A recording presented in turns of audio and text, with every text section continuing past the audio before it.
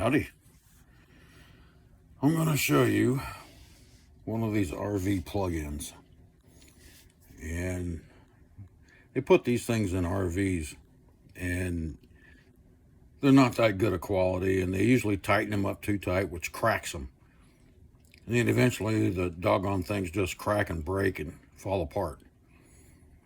They're special crimped, squeeze crimped connect 120 volt AC outlets, and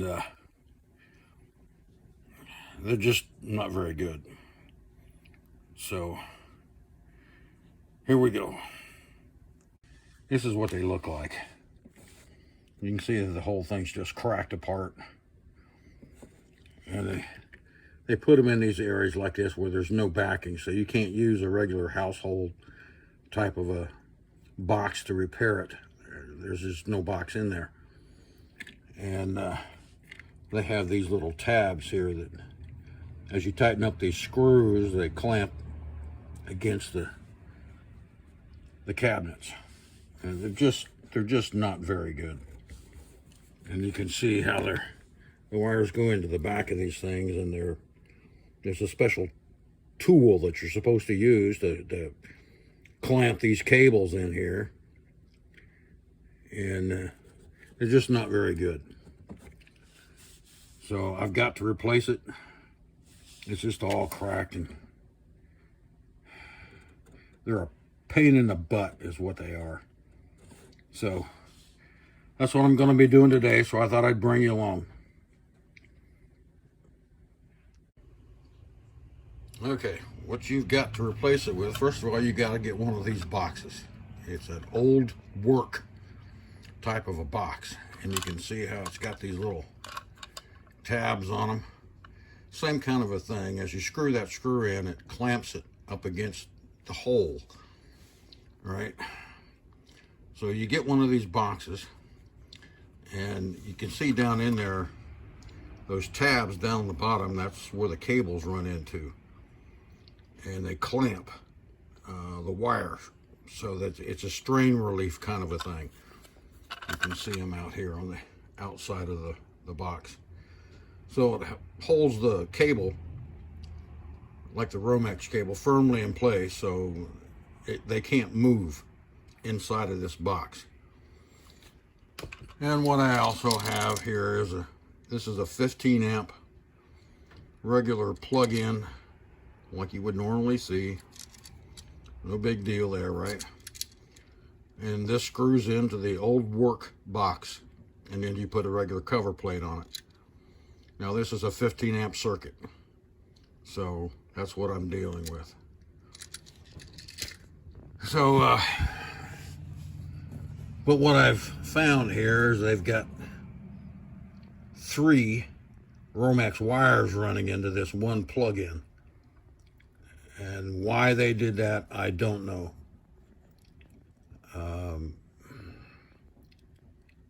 I don't know. But I'm going to have to try to find out which is the inputs and where these other 2 go. You're not supposed to do this.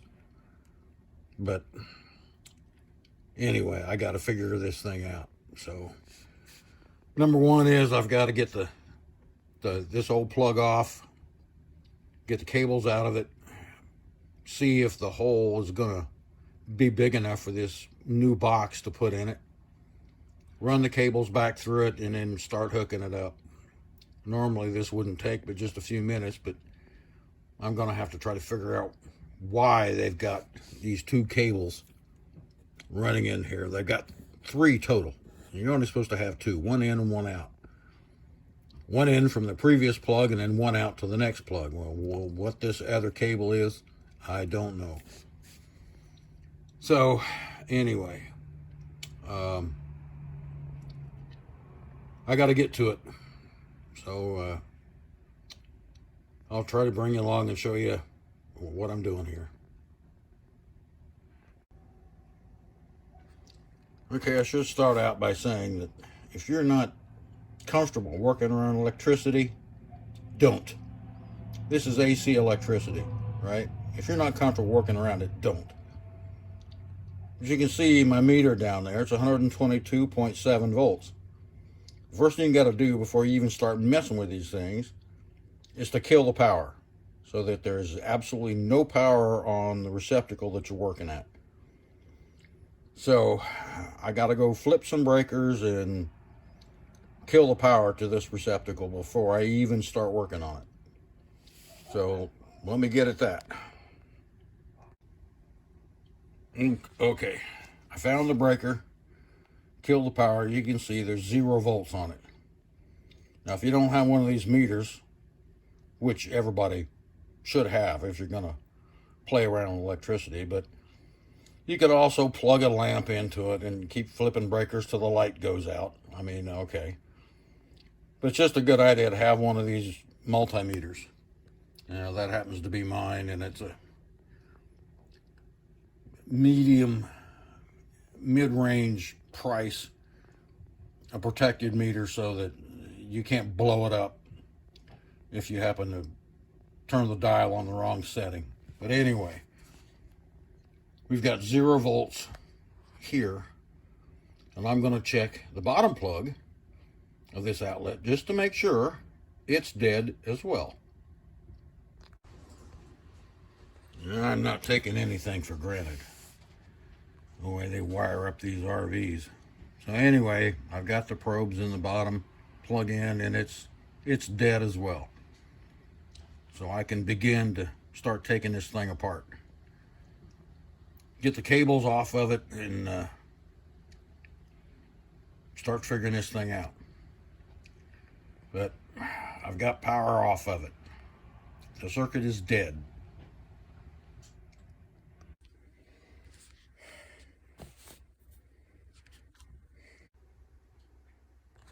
Okay, you got to pry the back off of these connectors.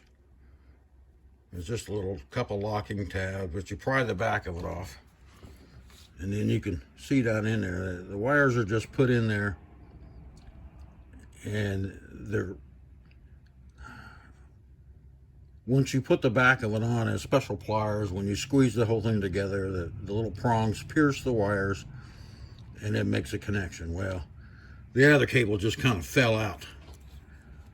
So now I got to get the rest of these wires out of here and chase things down. So I just thought I'd show you the back of this thing. They're a pain in the butt.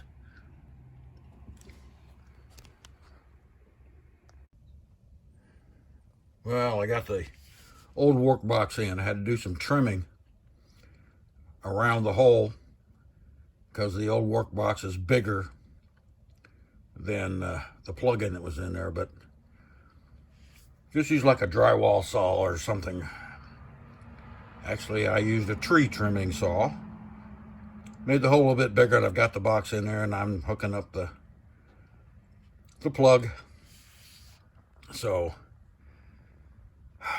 man, working in this little cramped space gets to be tiring. But we're getting there. Okay, we got it in. So the new plug is in and it works. Take out the old crap. You can see down in here the old one, how it's just broke. These things are really terrible. Of course, the faceplate off these won't fit anything else, so whenever you have one of these things break, just throw it away. Get you an old work box, a new household fixture, and throw this old crap away. That's my advice anyway. But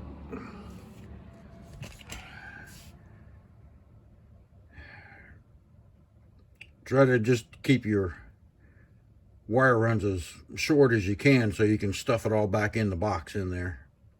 Sometimes that can be a pain. But when you hook these things up, for those of you who don't know a lot about electricity, you look at the back of them plugs, This is a spare that I bought. You can see those connectors, those two screws right there in the center are silver. Well, that's what your white wire would hook to. That's your neutral. This green one over here, that's ground. And so your copper wire, your bare copper wire, would go around that screw. So green is ground. That's bare copper. The silver is white. And you look on the other side, those are like gold colors. That's where your black would go to. And you can see that there's a little bar right there. That little bar ties these two together. So both outlets will work. But the gold color ones are for the black wire, which is your power, your hot wire. We're talking about AC voltage now. 120 volts AC.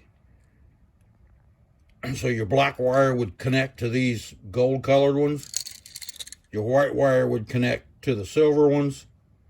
And your green, your bare copper wire is ground. Now you could, in some cases, have a red wire. And red is power, just like the black wire. So your red wire would go around those brass ones. So just remember, the brass colored ones is power. That's your hot wire, black or red. The silver is neutral, white wires. And then your green is ground, bare copper.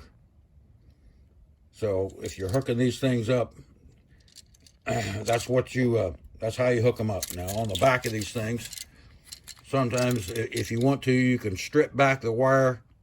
And most of these plugs have a gauge, strip gauge on them. You can shove the wires right into the back of the plug-in, the connector. And then there's little fingers that grab and trap the wire so they won't pull back out. So you could use these rear